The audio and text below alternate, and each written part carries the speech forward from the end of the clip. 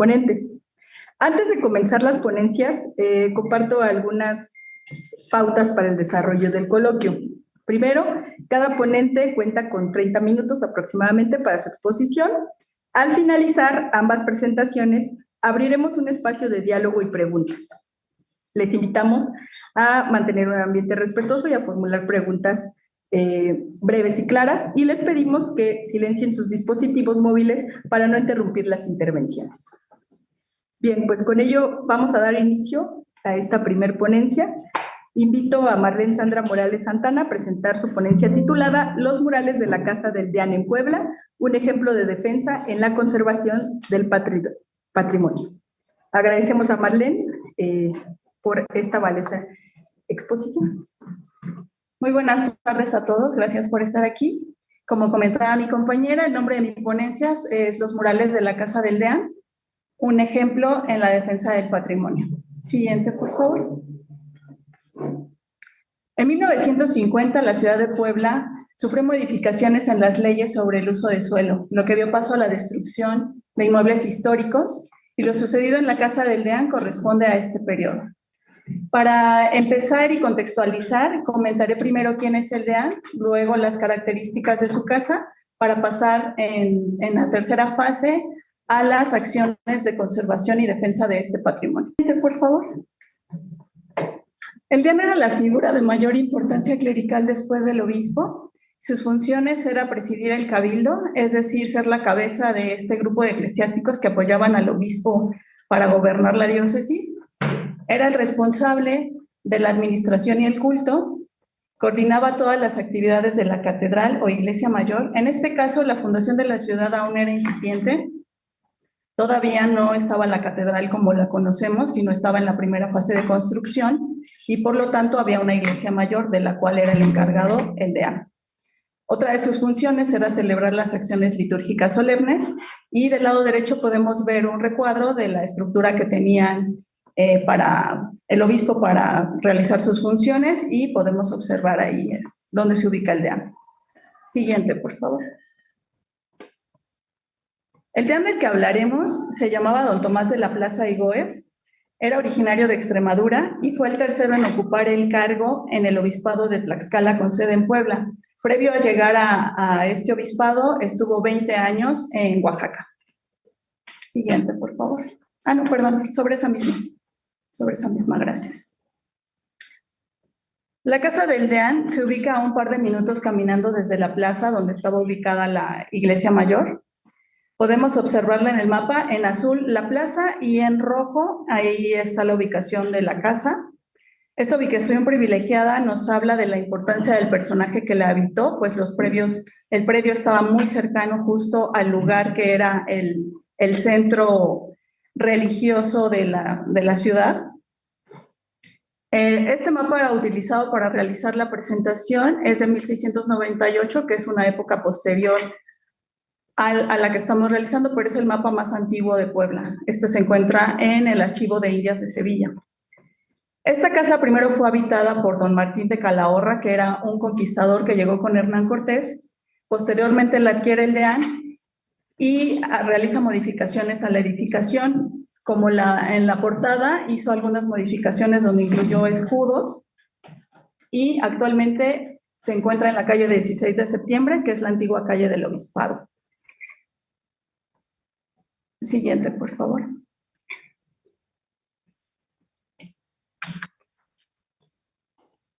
Dentro de las características de esta casa es que el inmueble ocupaba un predio de 1,708 metros, que era lo equivalente a un solar. Contaba con 12 habitaciones en la parte de arriba, 9 en la parte de abajo, 2 patios y una escalinata. De manera muy general, pues también tenía en los patios arquerías y alguna fuente. Del lado derecho podemos ver la portada. Y siguiente, por favor. En la portada podemos apreciar detalles sobre la persona que la habitó. Del lado izquierdo está la inscripción que dice Plaza de Canus, que significa el nombre de la persona que era el propietario, más su cargo eclesiástico.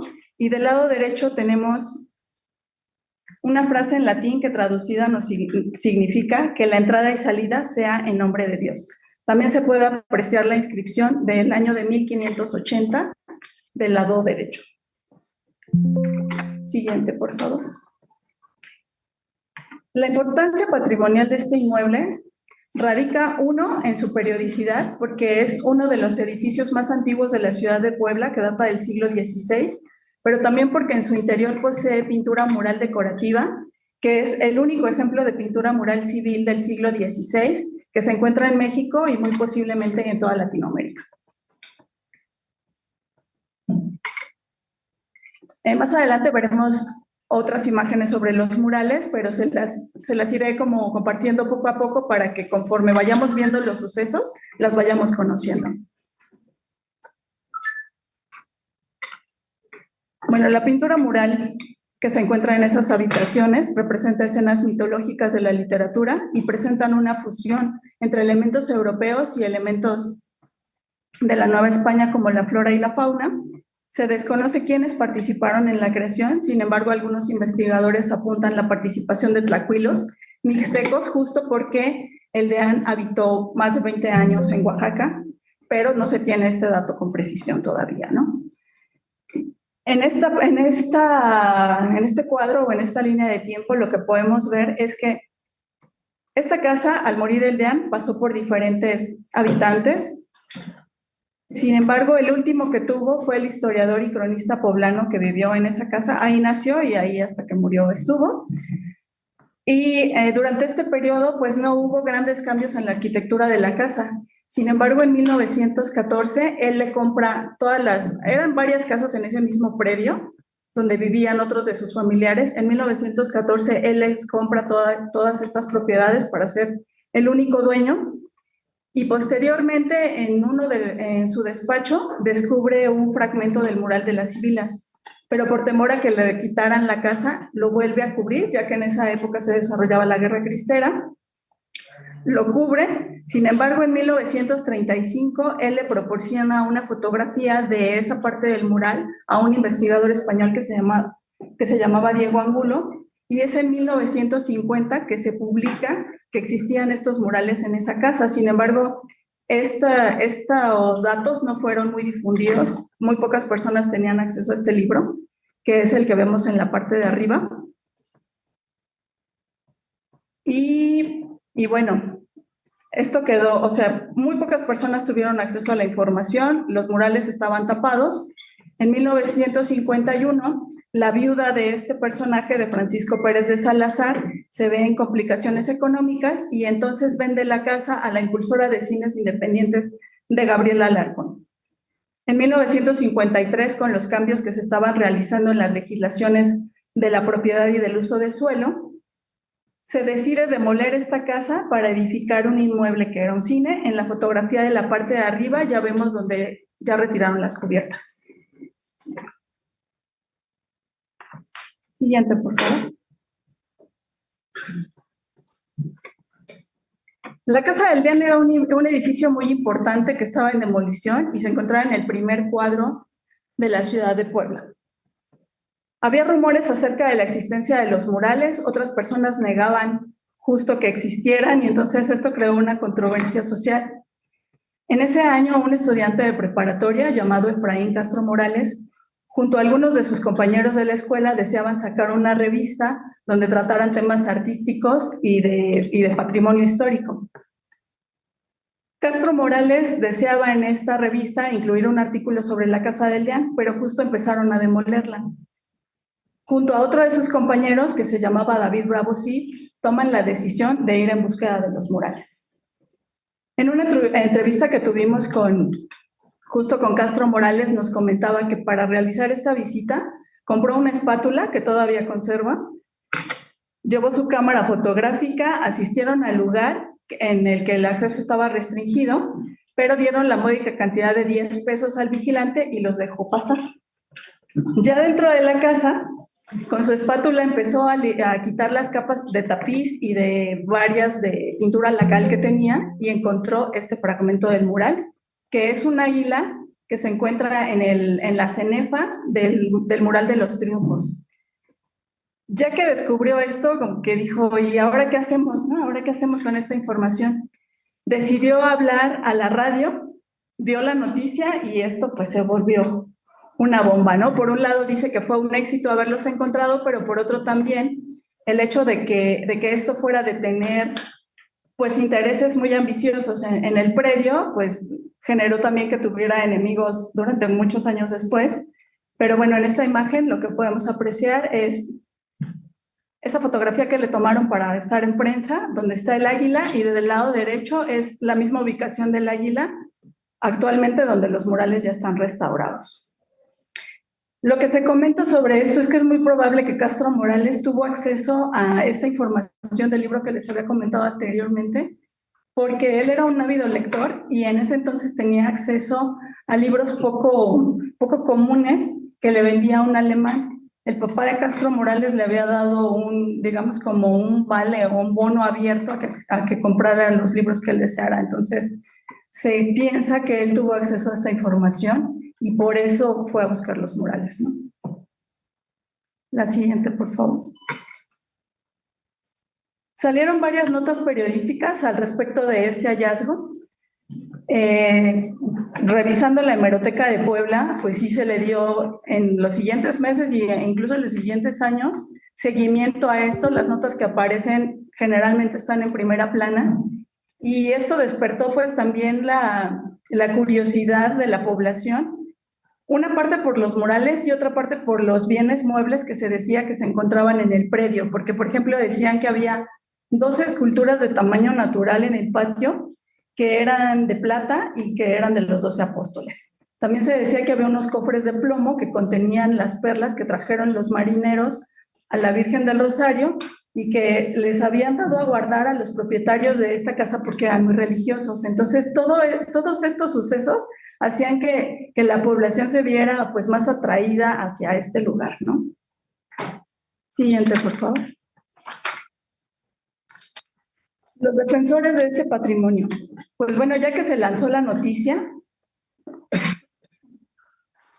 el periodista Gastón García Cantú, que era periodista e historiador poblano, da la noticia periodística, pero también contacta a Francisco de la Maza, que en ese entonces era el director del Instituto de Investigaciones Estéticas de la Universidad Autónoma de México, y a Manuel Toussaint, que era el director de Patrimonio Colonial del INAH. Gastón García Cantú realiza esta acción justo buscando a estos personajes que tenían un peso muy importante dentro del patrimonio y de la defensa del mismo, para poder dar este peso incluso a nivel nacional, porque una de las acciones más importantes que realizó Francisco de la Maza fue enviar un documento al presidente de la República, que en ese entonces era Adolfo Ruiz Cortines, para hablarle sobre la importancia de este hallazgo y de esta manera poder detener la demolición. La demolición se detuvo el mismo año en que fue localizado estos murales, en el que fueron localizados los murales, y esto le costó a Gastón García Cantú que fuera expulsado de Puebla por haber realizado este movimiento y pudo regresar hasta más o menos el año 2000. Por otro lado, Ramón Pablo Loreto, que era un grabador, hacía también acciones de defensa justo con publicaciones de periódicos murales que eran documentos en gran formato para informar a la comunidad lo que estaba sucediendo. También tenía una revista que se llamaba Mi Ciudad, donde daba las notas, y también por medio de grabados compartía la información de lo que estaba sucediendo aquí.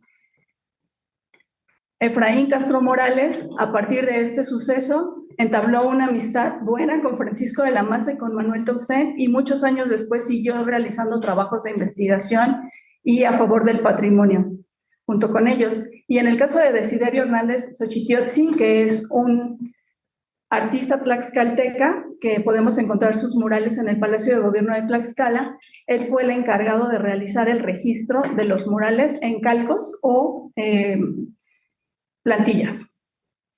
Siguiente, por favor. Las acciones de defensa. Este es uno de los grabados de Ramón Pablo Loreto, que es una crítica a los acontecimientos ocurridos durante esta demolición de la Casa del Deán. Como podemos ver, la Secretaría de Obras Públicas está inyectando a este caballo, y donde los conservadores van, bueno, los defensores de patrimonio van en la parte de arriba, ¿no? la parte de los grabados y de la prensa pues sirvió muchísimo justo para informar lo que estaba sucediendo. Fue una crítica social y una crítica gráfica. Siguiente, por favor. El acontecimiento del descubrimiento de estos murales propició la creación de la Ley Federal de Monumentos en 1972. Fue un periodo muy posterior, pero a partir de este suceso es que se empezó a gestionar esto, justo porque en esa época los gobernadores de los estados son los que tenían la última palabra sobre lo que sucedía con los inmuebles. En este caso, para la demolición de la casa, pues el gobernador autorizó el cambio de uso de suelo y la demolición. Sin embargo, pues se tuvo que gestionar a partir de toda esta información que salió, que la empresa que tenía el predio pues pudiera dejar esta parte todavía conservada, ¿no? Siguiente, por favor. Los involucrados en este movimiento fueron el primer núcleo de grabadores de Puebla, que en este caso se había fundado un año antes de encontrar este hallazgo, la agrupación literaria López Velarde, la Plástica Poblana, profesores y alumnos del Instituto Nacional de Bellas Artes. Y con respecto a esto, Manuel Toussaint hizo un comentario que mientras más profesores y alumnos del país supieran esta información, era la única manera de detener la demolición de este predio. También estuvo involucrada la Dirección de Monumentos Coloniales del INAH, el Instituto de Investigaciones Estéticas de la Universidad Autónoma de México, el Frente Nacional de Artes Plásticas y el Museo de Arte e Industrias Populares de México. Y por último, mencionaré justo a la compañía impulsora de cines independientes con quienes se llegó al acuerdo de dejar la fachada intacta y las 2 habitaciones que tenían los murales. Siguiente, por favor. Aquí podemos observar los primeros trabajos de liberación de pintura mural, donde se fue retirando el tapiz y todas las capas de pintura lacal que los cubría. También se acompaña de una de las notas de periódico que seguía estos trabajos de manera muy cercana. Digo, era muy coloquial la manera también en cómo lo transmitían al público, pero de esta manera la comunidad seguía enterándose de lo que sucedía en la Casa del Deán. La siguiente, por favor. Con respecto a los trabajos de restauración, del lado izquierdo podemos ver las plantillas o calcos que realizó Desiderio Hernández Xochitiotzin junto a Elías Juárez en el año en que se descubrieron los murales. Estas plantillas también sirvieron, porque en otra nota encontré, para realizar una copia de tamaño natural del mural de los Triunfos, justo el tramo de la muerte, que se presentó en el Palacio de las Artes. Del lado derecho es el mismo enfoque de las plantillas, pero ya se ven los murales restaurados, ¿no? Es el estado actual que tienen. Estos trabajos quedaron finalizados el 15 de septiembre de 1955, 2 años después de haberlos localizado. Ahora vamos a ver algunas imágenes de los murales. Este es el mural de las Sibilas. Está ubicado en lo que fuera el comedor de la casa. Representa a 12 sibilas que profetizaron sobre el advenimiento y la pasión de Cristo. En ellas podemos apreciar textos bíblicos en la parte superior. Incluso hay detalles interesantes porque justo en donde están los textos hay esta parte que se llama pentimento o arrepentimiento, donde ya se había hecho el trazo del mural y para corregir algunas cosas se cubre esa parte y se vuelve a poner ya el texto donde deseaba, ¿no? Pero en la liberación pues sí podemos ver que existen estos 2 textos. Eso sería un pentimento. Es probable que estas escenas se copiaran del libro de Horas o de grabados europeos, porque son paisajes europeos, pero ya podemos apreciar la presencia de flora y de fauna ya de la Nueva España. El libro de Horas u Horarium en latín era un manuscrito de la Edad Media en Europa que regía las reglas para el rezo. Y si pasamos a la siguiente, por favor, podemos observar otra vista de la sala de las Sibilas. Un detalle de la cenefa y del friso, porque ambos tienen este mismo diseño. Y en la parte derecha el libro de las horas que les comentaba, ¿no? Donde pudieron haber sido inspirados estos murales. Siguiente, por favor. Este es un fragmento del mural de los Triunfos. Este se encuentra en lo que era la recámara del Deán, Remite a una serie de alegorías que representan los triunfos que puede obtener un ser humano en su vida. Está basado en el poema de Francesco Petrarca y representan el triunfo del amor, la castidad, el tiempo, la muerte y la fama. Sobre este mural, de acuerdo con una nota del periódico La Opinión, es que se realizó la reproducción de la parte de la muerte para presentarla en el Palacio de Bellas Artes. En la siguiente, por favor. Esta es otra sección del mural. Y en la parte superior derecha también podemos observar el detalle de la cenefa y del friso, donde ya tiene animales propios de la región. De este lado es una víbora de cascabel. Y en la parte inferior podemos ver el poema de Francesco Petrarca, en donde están basados estos murales. Siguiente, por favor. La situación actual. Cuando se inició este movimiento de defensa del patrimonio, los trabajos de demolición ya iban muy avanzados. Lo único que se pudo rescatar es esta parte que tenemos en el recuadro naranja, que son las habitaciones donde están los murales. Está la escalera, pero la escalera fue colocada de este lado, fue reubicada, y la fachada que quedó intacta, ¿no? Que sería como la línea naranja igual que corre todo el frente. Es más o menos un 10% de lo que tenía el predio, y toda la parte de atrás es lo que se demolió. Actualmente está este Cinemex, que es lo que está ubicado en el predio que se demolió. Siguiente, por favor. Hoy en día la Casa del Deán es un museo que se encuentra protegido por el INAH. Dentro de él podemos observar los murales que están en buen estado de conservación. La última restauración que se les hizo fue en el 2010. Siguiente, por favor. Y para los comentarios finales sería lo siguiente. La salvaguarda de estos murales es el testimonio del movimiento organizado entre artistas, académicos y personas de la comunidad interesadas en preservar su patrimonio. La prensa sirvió como medio de defensa, pues despertó interés académico a nivel nacional e internacional. Hay estudios ya muy puntuales sobre la iconografía de los murales que realizó una investigadora alemana. También se logró detener la demolición por encima de intereses privados, que esto la verdad es que fue como un gran logro en esa época.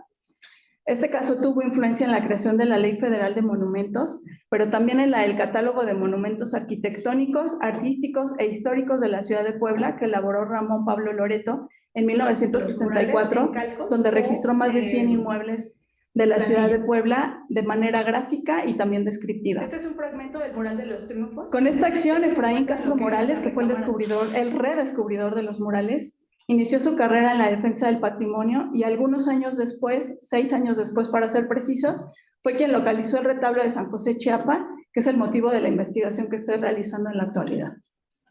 Siguiente, por favor. Bueno, están mis referencias y muchas gracias por su atención.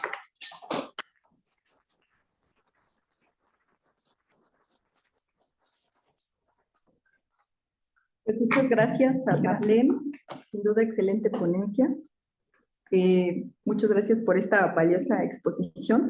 Nos recuerda la importancia, sobre todo, ¿no?, de la participación ciudadana, con este ejemplo de Efraín Castro, la investigación histórica y la acción institucional para proteger nuestro patrimonio mundial. Entonces, agradecer. Vamos a continuar con el programa. Recibimos a mi compañera Carmen Fabiola Moreno Vidal, con su ponencia Análisis simbólico del plato con 3 manitas de cordero de Acol. ¿Ya está lista, Fabi? Sí, ya estoy lista. Si gustan, puedo compartir desde acá. Sí, por favor. Ok. Fabi. Bien, Voy. antes de que comience Fabi, voy a dar, con la maestra Fabiola, voy a dar su semblanza. Carmen Fabiola Moreno Vidal es maestra en restauración de monumentos por la Escuela Nacional de Conservación, Restauración y Museografía Manuel del Castillo Negrete. Es arquitecta por la Universidad Mayor de San Andrés en La Paz, Bolivia. Posee cursos en conservación del patrimonio edificado, iconografía y arquitectura en Argentina, Suecia, Túnez, Ecuador, Grecia, México y Bolivia. Ha trabajado en el Plan de Rehabilitación de Áreas Históricas en Potosí, Bolivia, en el Viceministerio de Culturas de Bolivia, en proyectos y obras de restauración de muebles e inmuebles históricos en Bolivia y México. Trabajó en la Coordinación Nacional de Obras y Proyectos y en la Coordinación Nacional de Monumentos Históricos del Instituto Nacional de Antropología e Historia. Es coautora del libro Arquitectura y Pintura Conventual en Actopan, nueva lectura de contexto novohispano. Actualmente cursa el doctorado en Rehabilitación del Patrimonio Construido en la Universidad Autónoma Metropolitana, trabaja en restauración de forma independiente y escribe artículos sobre las portadas del siglo XVI en México para revistas digitales españolas de iconografía. Título de la ponencia, Análisis simbólico del plato con 3 manitas de cordero en Acolman. Así que le damos la bienvenida a la maestra Carmen Fabiola y le cedo la palabra para que inicie su ponencia. Muchas gracias, querida maestra y compañera Saray. Bueno, yo voy a iniciar hablando de lo que es esto el tema de las representaciones en platos, ¿no? De la portada de Acolman. Y en este caso mm, voy a expresar el simbolismo del plato número 5, que se encuentra en el intrados del arco superior. Este plato contiene 3 manitas. Es este que está aquí marcado. Lo podemos ubicar dentro de la portada. Contiene 3 manitas de cordero, que vienen a ser estas. 2 de ellas se encuentran con las pezuñas hacia arriba y una está apuntando hacia abajo. Todas evidencian las características pezuñas hendidas, que veremos más adelante su importancia. Es decir, que la pezuña está dividida en 2 y con los dedos o espolones rudimentarios, que vienen a ser estos. Y en este caso, de este plato se encuentran desprovistas de piel y cascos, listas para ser cocinadas. Debido a estas características físicas, se puede inferir que estas pertenecen a ovinos, ya que si bien las pezuñas de res y las pezuñas de cerdo también son hendidas, están divididas en 2, las de este plato son más delgadas, en el caso de los corderos, y también pues por su importancia simbólica. Este tipo de representaciones también las podemos ver en la portada del templo de San Pablo en Yuriria, en Guanajuato. Y aquí se marca más todavía la parte de las pezuñas hendidas. Encontramos tanto en el arco superior, en la cara externa, como en el arco, como en la cara interna, como en el intrados, en este caso nada más una pezuña, que también se resalta lo que es esta parte de la pezuña hendida. Em, estas manitas, estos platos con manitas de cordero, tienen su inspiración en el arco de acceso a la Sacristía Mayor de Sevilla. Allí está su referencia. También aquí podemos encontrar un plato con manita de cordero. Aquí se detalla más lo delgadas que son y están acompañadas de un recipiente con una materia grasa. También encontramos otro plato con una pierna de un cordero lechal. Y no solo son estas las representaciones de manitas, también hay manitas de cerdo y pues parece que esto era como muy, muy común en la época, ¿no? Representar este tipo de partes de animales. El ganado ovino se introdujo en México poco después de la conquista. A partir más o menos de 1525. Este fue transportado de los puertos de Sevilla, Cádiz, hacia las Islas Canarias y de ahí a las islas del Caribe. Posteriormente, de estas islas, de las islas del Caribe, se trasladaron a lo que es el continente americano. Las ovejas no presentaron grandes dificultades para aclimatarse en la Nueva España, ya que la meseta central, que es árida y fría, ofrecía un medio ideal para su cría. El castellano gustaba mucho de su carne y la lana proporcionaba materia prima para la confección de paños, cuyo abastecimiento desde España era pues insuficiente para satisfacer las necesidades de los pobladores españoles. Y sumado a esto, pues el trabajo personal indígena proporcionaba mano de obra barata tanto para el pastoreo como para los obrajes. Em, las ovejas que fueron introducidas, em, bueno, antes de la conquista, los habitantes de Mesoamérica no poseían animales de pastoreo ni tenían la costumbre de cercar sus campos o defender los plantíos de depredadores. Los españoles ignoraron las reglas que controlaban el acceso al pasto y con frecuencia pastaron sus ovejas en los mismos campos de cultivo indígenas. Por esto el resultado pues fue desastroso, las cosechas quedaron destruidas, los pueblos abandonados y en el caso de América la agricultura no podía ser complementaria de la ganadería como era en España, eran actividades totalmente opuestas, por esto precisamente de que en la Nueva España no se conocían este tipo de animales.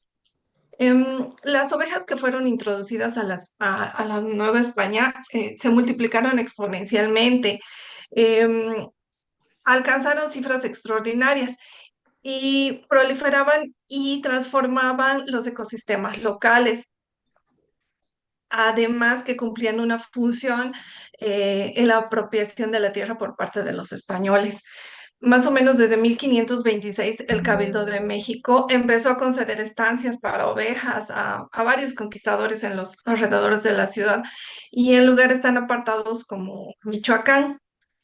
Sobre todo en el valle de Matlalcinco o Matalcinco, que es ahora el valle de Toluca y Tepetlaostoc. Estas zonas son muy cercanas a Colman. Se empezaron a convertir en grandes centros productores de ovejas. El cabildo entregó en usufructo terrenos que no le pertenecían, justificando pues que en estos estaba prohibido construir, pero sí pastar a sus animales, ¿no? Entonces, ahí es donde empieza a gestarse la unidad agrícola denominada hacienda. Durante la segunda mitad del siglo XVI, las transformaciones y la evolución del régimen colonial significaron pues la conquista y dominación de las sociedades indígenas. El pastoreo masivo desplazó a la agricultura que era pues de irrigación extensiva y las poblaciones indígenas quedaron totalmente marginadas y enajenadas de la economía. Sus recursos fueron degradados o perdidos y su acceso a los medios de producción fueron restringidos. Mientras tanto, los españoles se iban apropiando de las tierras indígenas. Am, como parte de este periodo inicial de colonización, las órdenes religiosas jugaron un papel muy importante en el desarrollo de la ganadería ovina. En la Nueva España, especialmente, fomentaron la introducción de la oveja merina, que por su fácil adaptación al medio y sobre todo por la calidad y rendimiento de su lana, los frailes la requerían muchísimo para la elaboración de su vestimenta, por lo que fomentaron su producción. Para esto, pues era necesario el empleo de la mano de obra indígena, que se usaba pues como tributo a las labores de pastoreo y también en el cuidado y tejido e hilado de la ropa propiedad de los frailes. Estos utilizaban como parte de su labor evangelizadora a los llamados pueblos de indios. Em, Seguramente, pues esto fue parte de un primer acercamiento por parte de los indígenas. Em, Algunas adaptaciones de la ganadería novohispana se hicieron entre 1542 y 1574, cuando la Mesta en la Nueva España confirma las normas que rigen en esta organización. Los indígenas no podían participar de lo que es este Consejo de la Mesta porque deberían poseer mínimo 300 cabezas y bienes raíces, que pues fue algo, era algo impensable en esa época para los indígenas, pero poco a poco estas ordenanzas se fueron haciendo más flexibles y fueron permitiendo a los indígenas poseer cabezas de ganado. Pero es ganado menor, ¿no? Como em, ovejas, cerdos, gallinas. Ellos no podían errar, ni montar caballos, ni criar reses. Según Motolinía, en su Historia de los Indios de la Nueva España, en la ciudad de Tlaxcala, en 1537, al día siguiente de la fiesta de Pascua de Flores, el pueblo hizo una fiesta muy grande y los indígenas llevaron maíz, frijoles, ají, ovejas, puercos y guajolotes para festejar la inauguración del Hospital de la Encarnación. Y por otro lado, las niñas indígenas aprendieron a elaborar telas para ropas de hombres y mujeres con lana de oveja merina. Y así poco a poco los indígenas pues fueron adquiriendo pequeñas cabezas de ganado lanar, ganado ovino, y lo criaban muchas veces clandestinamente o tenían pequeños hatos de crianza. Entonces el indígena se fue involucrando con la oveja y con el borrego y también esto hizo que cambiara sus modos, sus hábitos de consumo y su alimentación. A los modos habituales de consumir los alimentos por parte de los indígenas, que era mediante el desecado y el hervido, se anexaron el freído y el horneado. Y los hábitos de consumo indígenas se ampliaron porque se introdujo lo que es el huevo, la leche, la carne, el queso, la manteca, el cuero, las pieles, la lana, el azúcar, la cera. Y eh, para 1560, el Cabildo culpa a los indígenas del alza del precio de la carne de borrego porque ellos consumían muchísima carne de borrego. Em, y dentro de esta visión indígena y desde la época prehispánica, esto es un punto muy importante, los animales domésticos no solo jugaron un papel económico al estar incluidos en la dieta alimenticia o al proporcionar materias primas para la elaboración de otros productos, sino que además tenía un importante contenido simbólico dentro de su cosmovisión. A los animales se los asociaba con el mundo de los dioses y con lo sobrenatural, y tenía un papel preponderante en los mitos sobre los orígenes de la creación. Este simbolismo también se le transfirió a las ovejas, porque el indígena se identificó plenamente con este animal, ya que los animales silvestres que solía cazar, como el venado, pues ya estaban desapareciendo prácticamente, y pues por la docilidad y la facilidad de crianza de la oveja, pues el indígena la adoptó rápidamente dentro de su cosmovisión. Una prueba de esto es que los indígenas empezaron a nombrar las cosas nuevas que se introducían, y no llamaban en el caso de la oveja con el nombre español, sino le decían Ichcatl, que significa algodón por el color pues más o menos blanco de su lana. Entonces ellos se apropiaron de esta forma, ¿no? Nombrando las cosas con su propio lenguaje.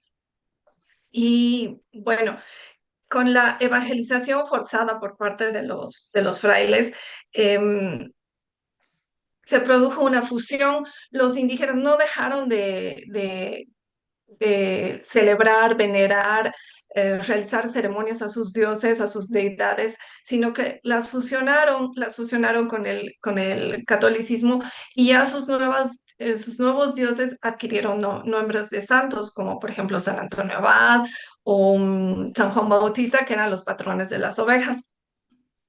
Y así se fue formando un sistema de creencias híbrido, ¿no?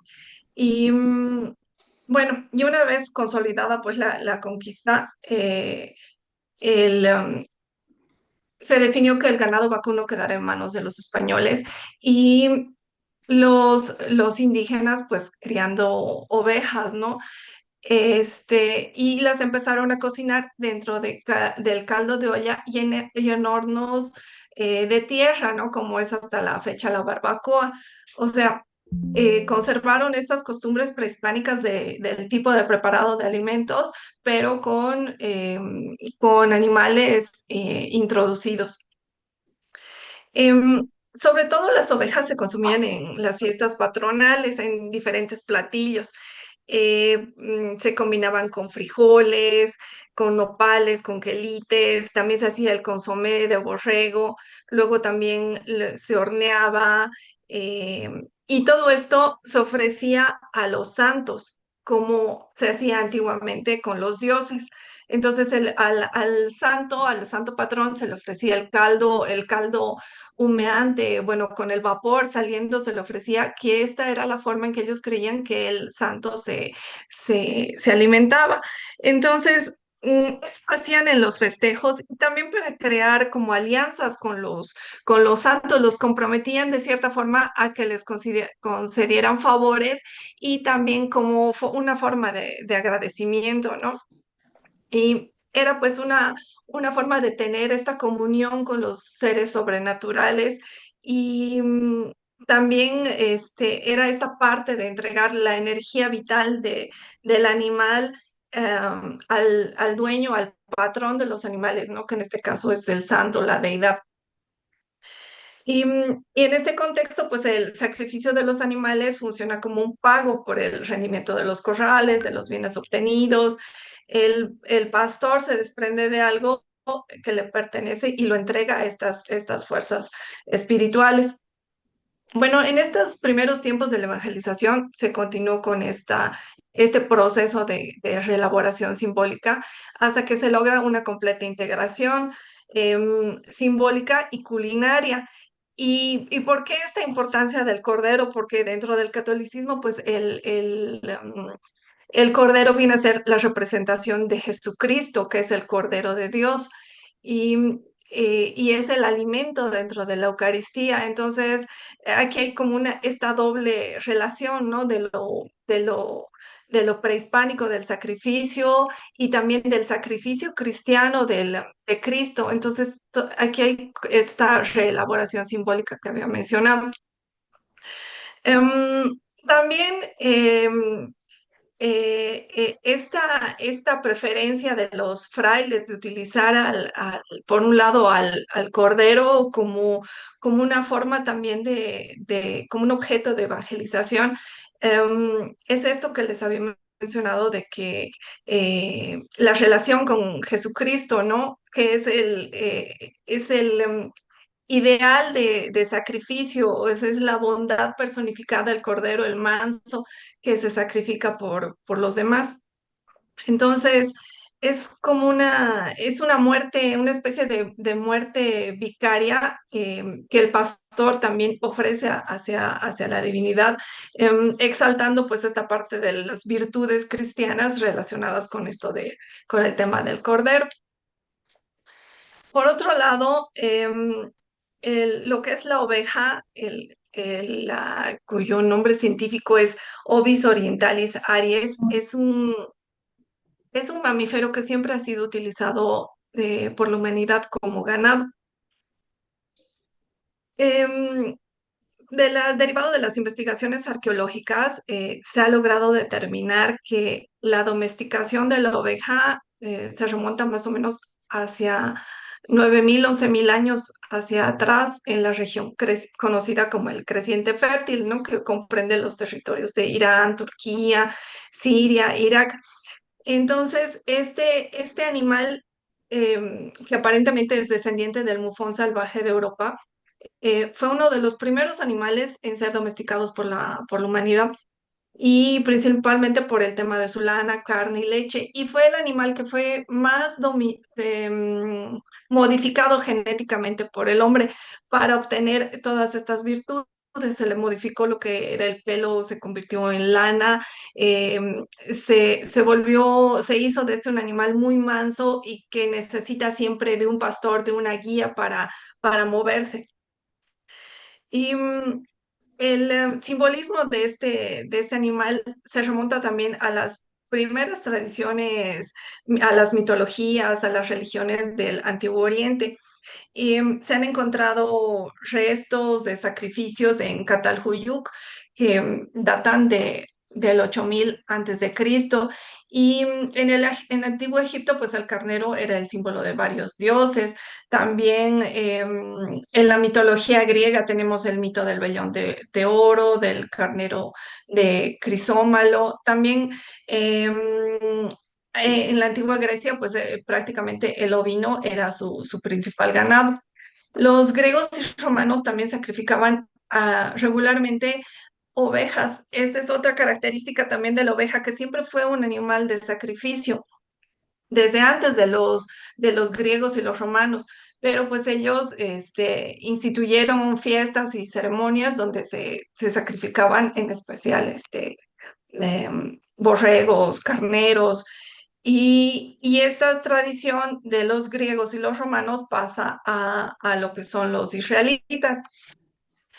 Em, este animal presenta muchísima importancia en todo lo que son estas religiones abrámicas, como es el cristianismo, el judaísmo y el islamismo, donde todos sus profetas eran pues pastores. Y la oveja es de los primeros animales mencionados dentro del Antiguo Testamento.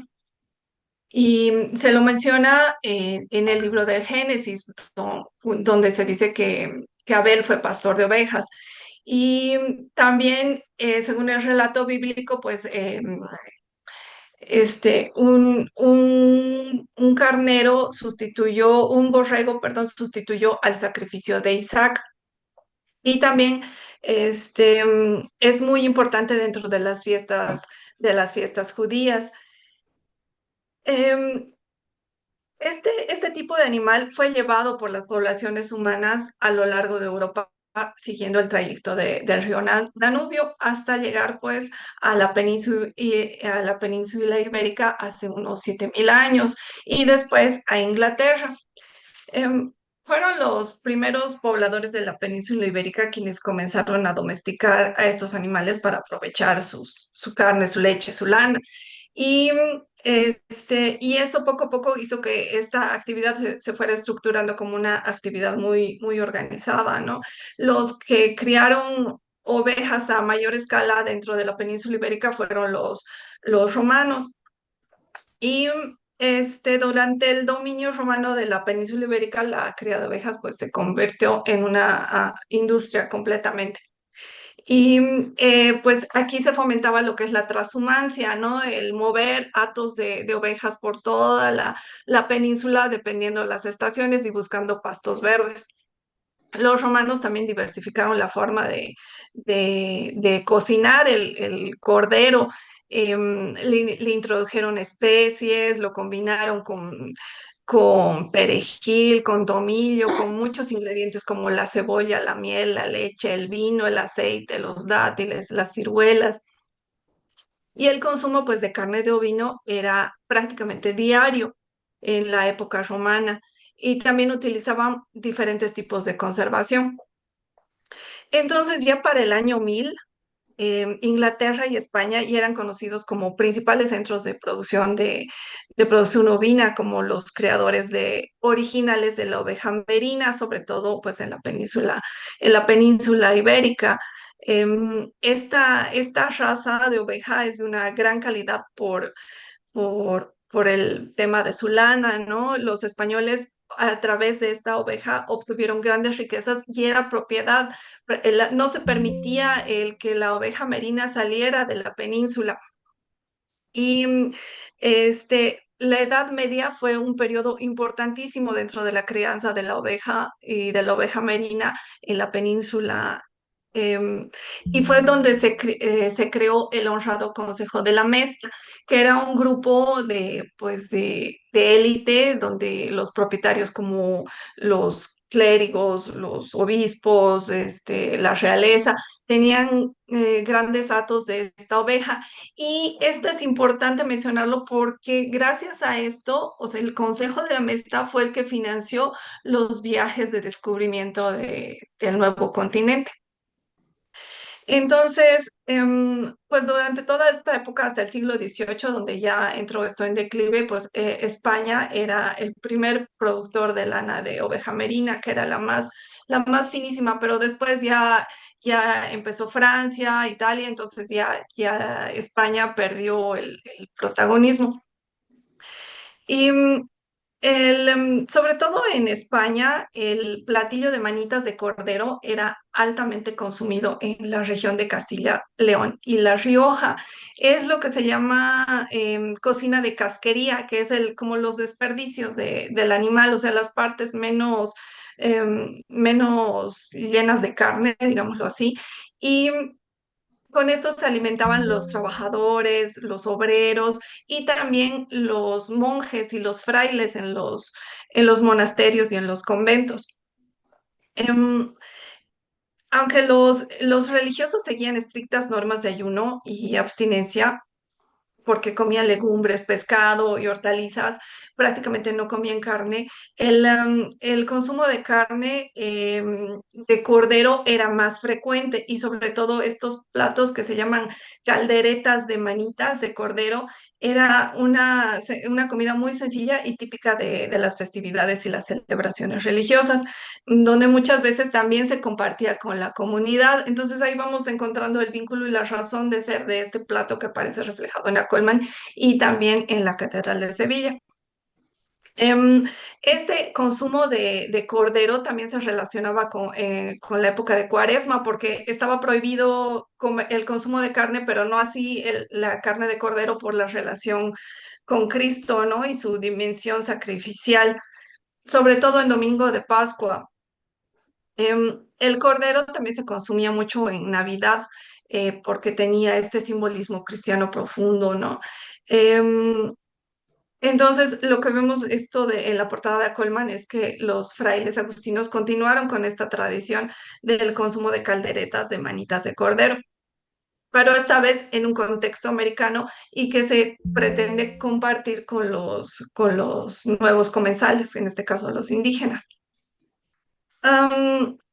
También puede tener que ver un poco con la relación de que aparezca esto por lo que se menciona en la Biblia, en el Antiguo Testamento, en el Levítico, sobre los sacrificios que deberían hacer los judíos a Yahvé. Entonces tenían que sacrificar corderos y carneros y acompañarlos con panes, que es esto que se llaman los panes de primicias, donde se ofrecía lo mejor. O sea, las primeras cosechas se ofrecían a los, um, a los sacerdotes, al templo judío. Y aquí también hay una relación con lo que dice este. mm, San Juan sobre Cristo, de que este es el Cordero de Dios, el que quita el pecado del mundo, que eso los explicaré dentro de un momento. Y lo que se pide en Levítico, en el Antiguo Testamento, es que, como dice la Biblia, ¿no? De entre los animales, todos los que tengan pezuña hendida y que rumian, estos comeréis, es decir, el cordero, la vaca, pero no así el cerdo. Estos eran, o la cabra también, estos eran animales permitidos, el cerdo estaba totalmente prohibido, porque pues eran animales que se consideraban apacibles y susceptibles de ser pastoreados, así como las personas, ¿no? Como lo que se pretende del rebaño cristiano. Representan a los creyentes que se dejan guiar por una autoridad espiritual establecida por Dios y no tienen tampoco inconveniente en convivir ni dañan a los otros miembros, como sucede con los rebaños de las ovejas. Y también porque comen pastura, porque son animales dóciles que se alimentan de la palabra. Las primeras eh, representaciones cristianas, digamos, de de la época bíblica y como víctima expiatoria, em, tiene su relación con el Éxodo, donde el cordero ya es el animal sacrificial y él es el símbolo de la relación del judío con Dios. Cuando en Éxodo el ángel del Señor le pide al pueblo judío que sacrifique un cordero y que con su sangre marque las puertas para que el ángel de la muerte no llegue a sus hogares. Entonces, es el símbolo de la alianza entre el pueblo judío y Dios. Y lo que se va viendo, digamos, con los primeros padres de la iglesia, por ejemplo, San Pablo y el propio Cristo, vieron en el Antiguo Testamento como una prefiguración del Nuevo Testamento. Esto se llama, esta relación de lo que es el Antiguo y el Nuevo Testamento, se llama exégesis. Que es esta relación entre personas y acontecimientos de estas dos partes de la Biblia, ¿no? Y entonces, en estos sacrificios y en estas relaciones del pueblo judío, veían la prefiguración de lo que es la Eucaristía, de lo que son los milagros de Cristo y aparte el sacrificio de él como el nuevo Cordero, el Agnus Dei. Entonces, en estas prefiguras destaca pues esta Pascua judía.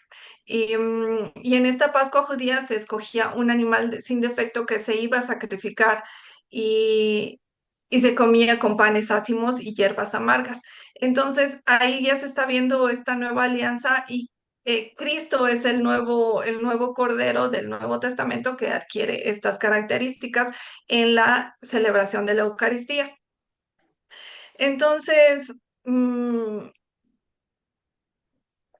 también es este cordero apocalíptico que se menciona, que es el triunfo de Cristo y la consolidación de la Eucaristía por siempre, ¿no?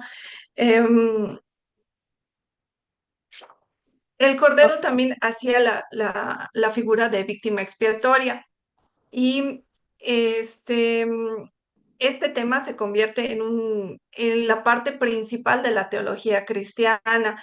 Este Agnus Dei, este exe Agnus Dei, que quiere decir, he aquí el Cordero de Dios, se relaciona, como había mencionado antes, en esto de lo que es la última cena y las primeras representaciones de Cristo como emblema, ¿no? Como el cordero que representa no solo a la comunidad que se deja guiar, sino a Cristo también como el buen pastor. Entonces aquí vemos una primera representación de las catacumbas en Roma sobre este cordero, este pastor que guía a las ovejas. También en la época, en las bóvedas románicas se pueden encontrar ejemplos infinitos de corderos pascuales. Y también a partir del siglo XII, el cordero se plasma con una aureola o nimbo. Y esto ¿Vamos significa... concluyendo? Ah, sí, sí, voy.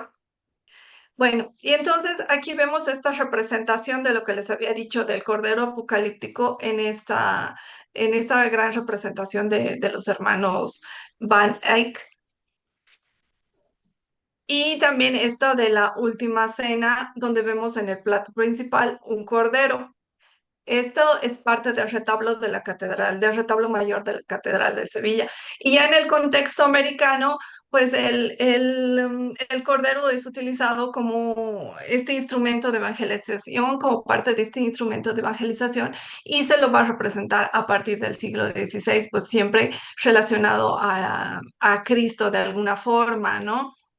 Donde se va viendo el futuro sacrificio de Cristo. Y también, como les había dicho, lo del Cordero Apocalíptico que aparece en este caso, en la bóveda de Camachalco y en el convento de Tlayacapan, representando a la comunidad cristiana.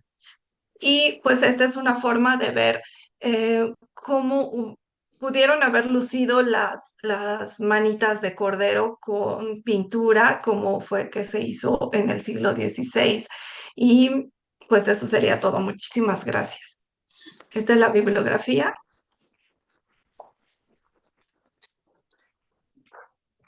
Pues muchas gracias a la maestra Carmen Fabiola por esta lectura profunda que nos invita a reconsiderar la fuerza simbólica, ¿no?, de los objetos y su papel en la construcción de identidades culturales.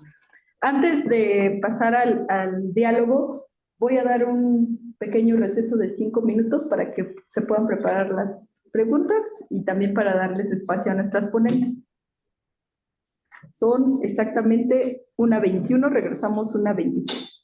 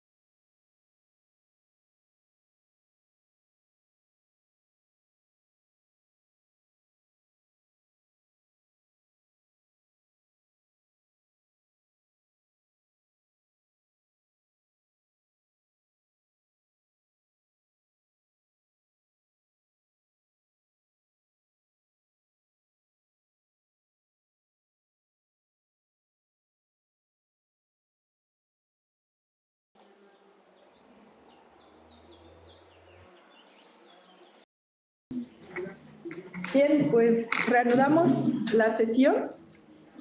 Ahora vamos a abrir este espacio para preguntas y comentarios. Quienes nos están siguiendo en la transmisión a través de la plataforma de Meet. Y bueno, les pedimos indicar a quién va dirigida la pregunta, mantener intervenciones breves para permitir la participación de otros asistentes y conservar un tono respetuoso y constructivo, ¿no? Como moderadora, pues iré organizando las participaciones para asegurar este diálogo fluido y equilibrado. Y pues le cedería la palabra si es que hay alguna pregunta en la plataforma. Si no, daré paso a las preguntas que están aquí.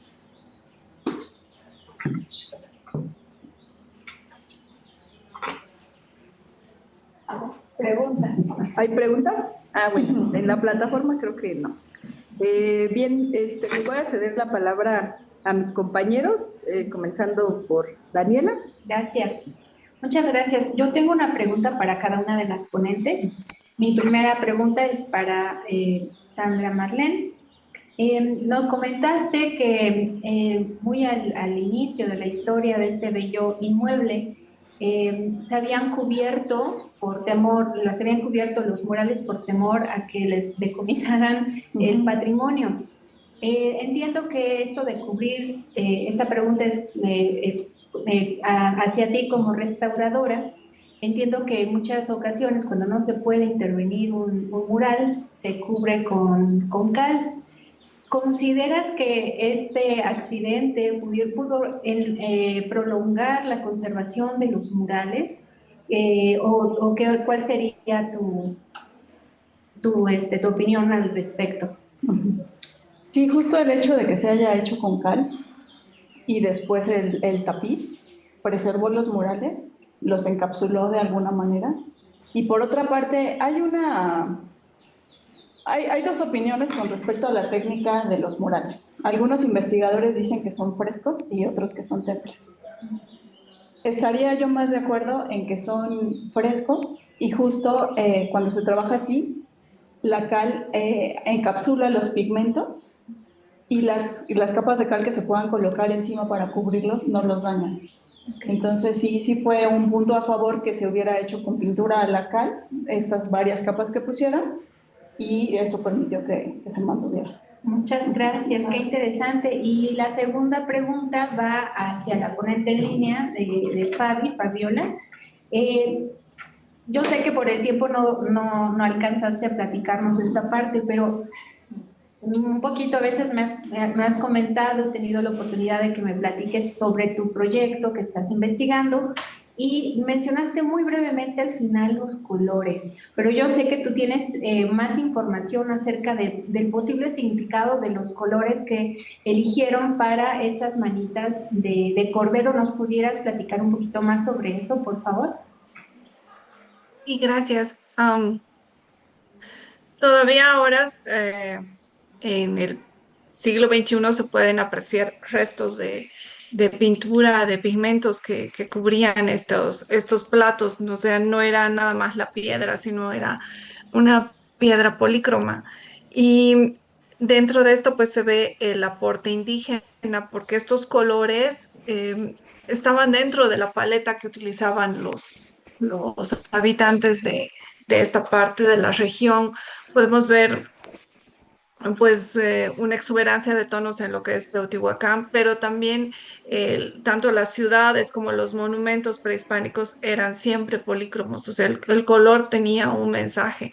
Y en este caso, pues se puede ver que, bueno, para empezar, que son pigmentos de origen americano, no fueron traídos por los españoles y son de origen mineral y se encuentran dentro de lo que es la paleta, ¿no? De colores para exteriores y murales que utilizaban los indígenas.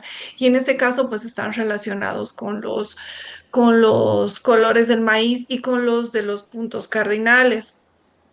El negro, por ejemplo, era del norte y se relacionaba con Tezcatlipoca. Y y así sucesivamente, ¿no? Los diferentes colores que presenta el maíz se ven representados ahí también, como el maíz blanco, el amarillo, el rojo, el negro. Entonces es uno de los grandes aportes de los habitantes de la región.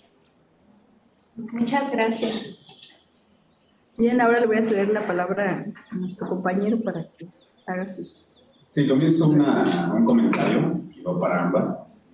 Y quiero decir que la presentación de más me hace pensar en la frase de Gustave Flaubert, Le bon Dieu est dans les détails, y que la arquitectura la popularizó Mies van der Rohe, Dios está en los detalles, ya que es sorprendente como un plato con tres manitas por un lado y por el otro lado los frescos, ambos relativamente pequeños en dimensiones, pero que llevan una grandeza en su historia y que en definitiva, así como las manitas podrían alimentarnos, de una forma metafórica, ambas presentaciones alimentan el alma con historias apasionantes. Pues gracias. Muchas gracias. Pues, ¿alguna otra pregunta, comentario? Yo tengo algunos comentarios. Primero, extenderles una felicitación a ambas, porque sin duda fueron dos ponencias muy enriquecedoras. con una calidad de información historiográfica muy importante. En cuanto a la primera ponencia de Marlene, pues considero que su trabajo sobre los murales de la Casa del DEAN en Puebla constituye un ejemplo notable de cómo la investigación rigurosa y la acción social pueden articularse para proteger bienes culturales, ¿no?, en riesgo.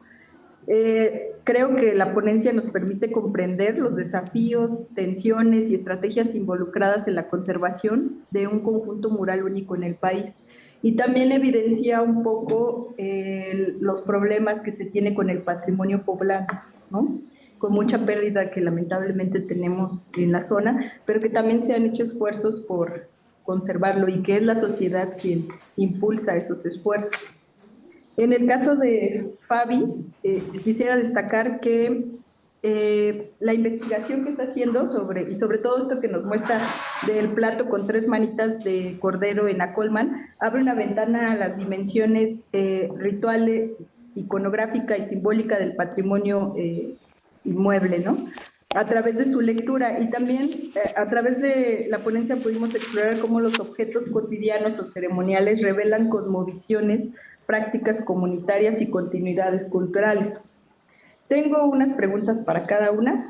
En el caso del DEAN, me pareció, bueno, de la Casa del DEAN, me pareció muy interesante, pues esto, ¿no?, la acción social, el cómo a partir de lo que hace Efraín Castro, se pudo rescatar pues un patrimonio invaluable.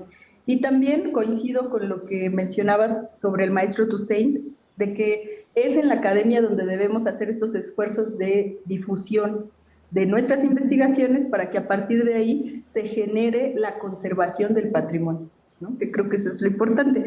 Y mi pregunta va enfocada a esto de la valoración, que hablábamos la sesión anterior sobre la importancia de la valoración del patrimonio, y sobre si actualmente hay algún trabajo de valoración en el inmueble para involucrar a la sociedad, sobre todo con esta parte que se pudo rescatar.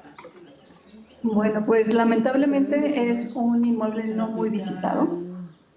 Hay esfuerzos por parte de chicos cuando llegan a ir a hacer servicio social, de a lo mejor repartir algunas imágenes, stickers, ¿no?, como darle esta difusión, pero es un inmueble no visitado, poco conocido, pese a que está muy cerca de la catedral, está a 50 metros quizá. Y pues bueno, o sea, justo también estos espacios permiten darlo a conocer de alguna manera. Si alguno de nosotros alguna vez anda por Puebla, pues no, les recomendaría darse una vuelta, queda muy cerquita de catedral, entonces pues sería como la manera de empezar también nosotros a conocer el patrimonio que, por ejemplo, en este caso pues es un inmueble del siglo XVI y el tipo de pintura mural y la temática es única en el país, muy probablemente decían que en Latinoamérica, porque se sabe que hay un caso, pero será posterior, en Colombia, pero de ahí en fuera pues ya no hay más, ¿no?, de pintura civil, porque religiosa sí hay mucha, pero en casas, habitación, no hay. Pues sí, sin duda, bastante valiosa la información, sobre todo para tener el registro, ¿no?, porque pues no se cuenta con ello, y también abre la posibilidad o la ventana hacia otras investigaciones en otras áreas del mismo inmueble que puedan complementar pues la información que ya en este caso es vasta. Muchas gracias, Marlene. En el caso de la maestra Fabiola, bueno, considero que conoce, como bien lo dijo mi compañera Daniela, conocemos el trabajo. Este es una parte muy pequeña de todo el trabajo de investigación de los platos que están en la portada de Acolman, en el intrador, si no me equivoco, Fabi. Y bueno, digamos que si ustedes quieren conocer como toda la investigación, pues esperen el documento, porque son este análisis que hizo Fabi en estos minutos, pues lo tiene detallado en cada uno de los platos, ¿no? Entonces es muy interesante conocer sobre todo esta parte simbólica de las investigaciones. Y como decía bien en la anterior sesión, Charlie, hay un estudio iconográfico y un estudio iconológico, ¿no? Que hay una diferencia y Fabi es experta en esas cosas. Mi pregunta va más dirigida a sobre si en México hay algunos otros ejemplos, hablando específicamente de este plato con las manitas de cordero, en donde se pueda mostrar esta misma representación en alguna otra portada, o si nos puedes aumentar un poco más con la información. Sí, bueno, las portadas del siglo XVI y específicamente las portadas agustinas em, que existen en la Nueva España y que tienen como decoración platos con alimentos son cuatro, ¿no? La de Acolman, la de Actopan, la de Mestitlán y la de Yuriria. En este caso, solo la portada de Yuriria, del templo de San Pablo de Yuriria en Guanajuato, tiene también estas representaciones de manitas. Igual, y como había mostrado al principio, no, en cada plato solo hay dos manitas y en otro plato hay una manita. Pero en todas se hace mucho énfasis en esto de mostrar la pezuña hendida. Aparte de eso, no se conoce otra portada. Y justo que hablas de la pezuña hendida, ¿podrías como ampliar un poco la información de eso? Porque sí lo mencionaste en la presentación, pero creo que es importante, ¿no? Como conocer el significado.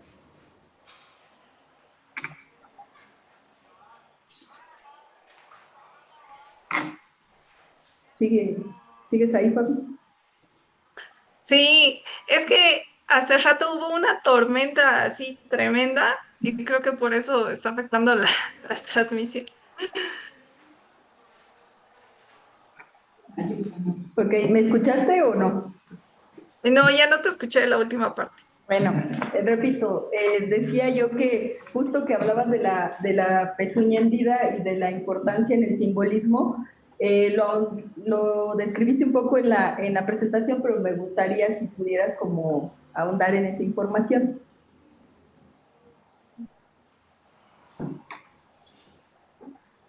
No quiere la información.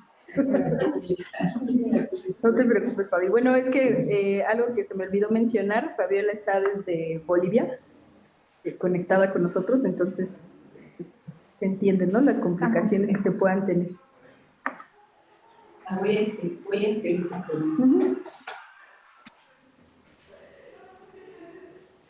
Sí, perdón, se cortó, se congeló todo. Decía yo lo de la pezuña hendida, si quisieras como ahondar en esa información para cerrar.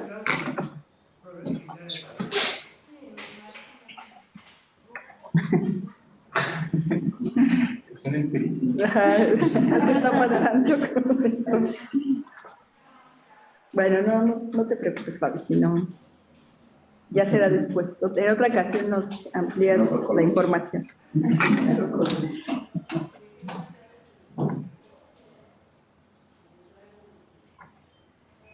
Es que creo que se está desconectando, ¿no? Sí, creo que es internet.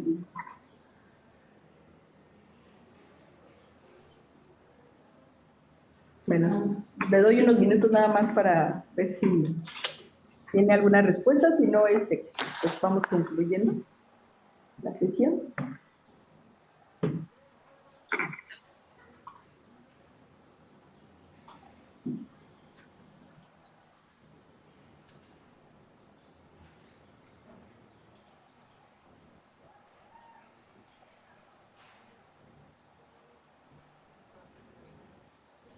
Hola, ya me volví a conectar, me sacó y volví a entrar. Sí, no sé si pudiste ver el chat. A ver, Te mencionaba, pues si querías ahondar en esta parte de la pezuña hendida y su simbología, ya como parte del cierre, porque creo que es importante. sí, claro, bueno, es este tema de la pezuña hendida que se relaciona con estos animales que son dóciles y que comen pasturas. em, viene desde el Antiguo Testamento, ¿no? En que Yahvé hace énfasis en que todo lo que se le vaya a sacrificar sea este tipo de animales, ¿no? Lo de los animales como la res, como los cabritos, como los corderos, tienen esta pezuña hendida y son rumiantes. Y por otro lado, y que también hay representaciones de platos con manitas de cerdo en la Catedral de Sevilla, eh, porque pues está dentro de un contexto cristiano, no así en en un medio judío, ¿no? No se relaciona con con la religión judía, donde ellos no pueden ingerir este tipo de animales, como el cerdo, que también tiene la pezuña hundida, pero no es rumiante.